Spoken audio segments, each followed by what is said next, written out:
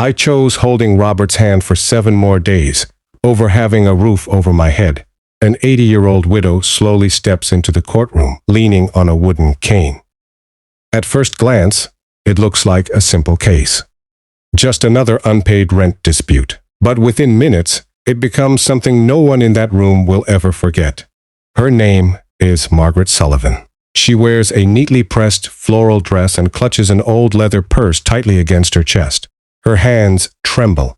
Her eyes are swollen from days of crying. She takes her seat quietly, almost as if she's trying not to be seen. No one knows yet that she's about to reveal a truth so painful it will leave the entire courtroom in silence, even Judge Judy, even her. The plaintiff is David Morrison, a 62-year-old landlord. He owns a small apartment building in Brooklyn. But this isn't just business. David was Margaret's husband's best friend.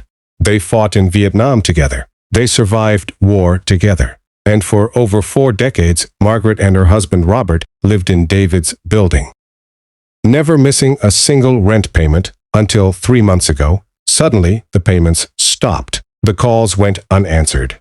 The door stayed closed. And now, David has no choice but to sue the widow of the man he once called his brother.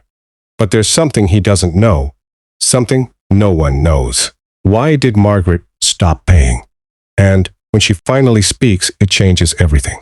Margaret and Robert Sullivan met in 1964. She was a young school teacher. He worked for the Postal Service. Their lives were simple, honest, and built on hard work. They married the following year. For 58 years, they lived side by side, saving carefully, never overspending, always planning for the future. They raised children, endured loss, and held on to each other through everything life threw at them. By retirement, they had saved $127,000. It wasn't wealth, but it was security. Then everything changed. 18 months ago, Robert was diagnosed with stage 4 pancreatic cancer. The doctors gave him 6 months, maybe 9, but there was an experimental treatment, one not covered by insurance, not approved for his condition. It cost $8,400 every single month. Margaret had a choice: keep their savings or try to buy more time. She chose time.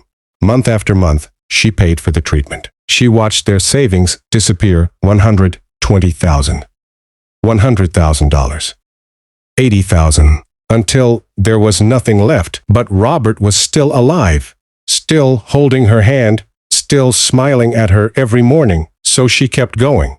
When the money ran out, she turned to credit cards, one after another. She maxed them all out.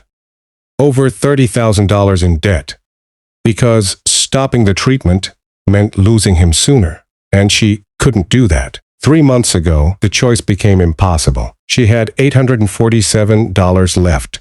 The rent was due. The treatment was due. She could only pay one. So she sat at the kitchen table, the same table where they'd shared breakfast for decades, and made the hardest decision of her life.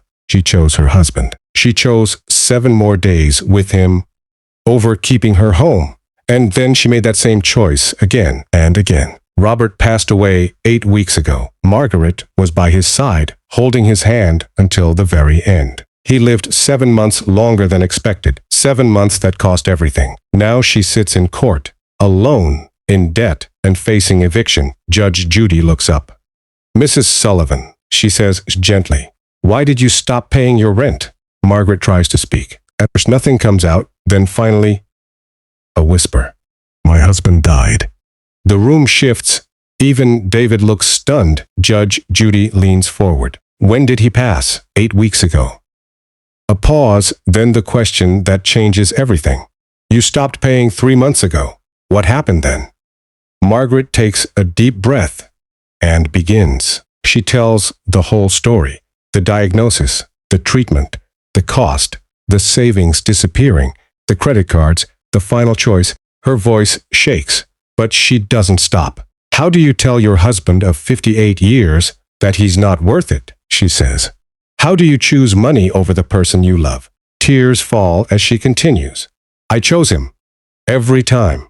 The courtroom is completely silent. Even David is crying now. Margaret looks up, her voice steady despite everything. Yes, I owe the rent. I know that. But I have nothing left. No savings. No credit. Just my pension. She pauses. But I would do it all again. For those 7 months, I made sure he wasn't afraid. I made sure he wasn't alone. For me, that was worth everything. For the first time in decades, Judge Judy has no words. She sits still. Then slowly she removes her glasses. Her eyes are filled with tears. And then something happens that no one has ever seen before. She stands up, steps down from the bench, walks across the courtroom, and places her hand gently on Margaret's shoulder. Mrs. Sullivan, she says softly, what you told me is not an excuse. It's a tragedy. She turns to David. If your best friend were here, what would you have done? David breaks down. I would forgiven the rent, he says. He was my brother. Then he turns to Margaret. Why didn't you tell me? I was ashamed, she whispers. Judge Judy's voice becomes firm again. You didn't fail. The system failed you. David walks forward and tears up the lawsuit. Right there in the courtroom. She owes me nothing, he says. But Judge Judy isn't finished. She takes out her phone, makes a call, and then delivers words no one expected. My show will pay your $31. Zero debt. Gasps fill the room. Will also cover 6 months of your rent. Margaret breaks down completely. The courtroom erupts.